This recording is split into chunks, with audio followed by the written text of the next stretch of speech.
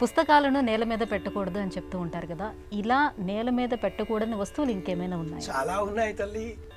నేల మీద పెట్టకూడనివి ఓ 18 అంటూ నీతి శాస్త్రం ఓ జాబితా అందిస్తుంది. పుస్తకం మాత్రమే కాదు, జపమాల నేలపైన పెట్టకూడదు.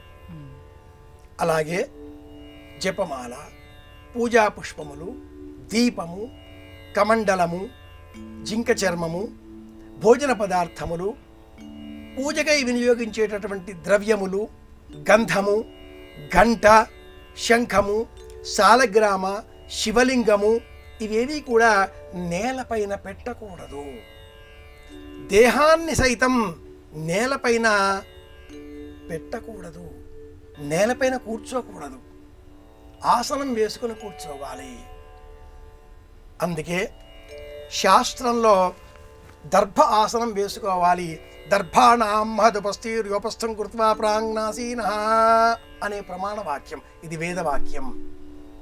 నేలపైన పుష్పములు ఉంచినట్లయితే అది భూమికే అర్పితం.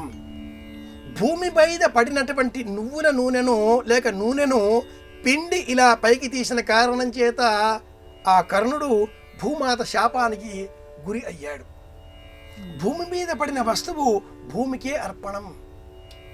జపమాల, పుస్తకం అందుకే నేలపైన పెట్టకూడదు, వ్యాసపీఠం పైన పెట్టాలి.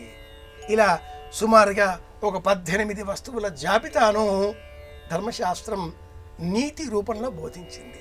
నేలపైన పెట్టకూడదు. కుంకుమ భరిణ కూడా నేలపైన పెట్టకూడదు. ఇది కొసమెరుపు.